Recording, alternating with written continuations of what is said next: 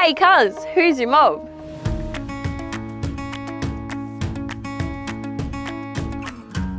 Yummadummerung, you and Nani Matilda. Hi, my name's Matilda Harry and I'm a proud Wiradjuri woman.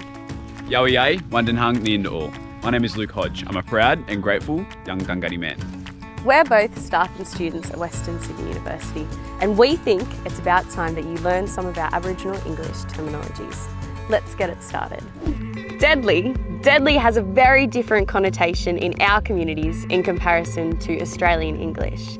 Deadly means fantastic, great, fabulous. This video's too deadly, hey cuz? Sure is, sis. The next word we have is yarn. Yarn means to chat, to talk, and to storytell. We love to have a good old yarn down at the Baden Army, don't we, sis? We sure do. You should also learn the term mob.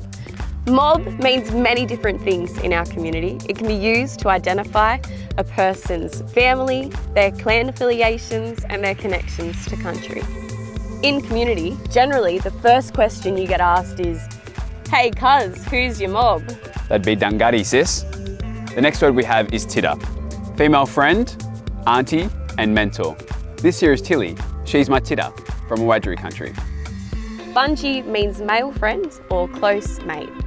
Luke is my Bungie. Thanks for helping a sister out today. Anytime, sis. Always happy to help. Shake a leg is a common Aboriginal slang term for dance.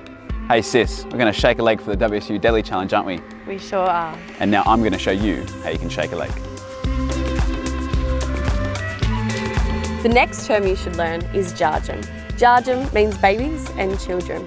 Did you know that aunties were telling Dreamtime stories to the jarjums the other day? No, I didn't, but that's deadly, sis. The next word we have is gammon. Gammon means to lie, to joke, and to muck around.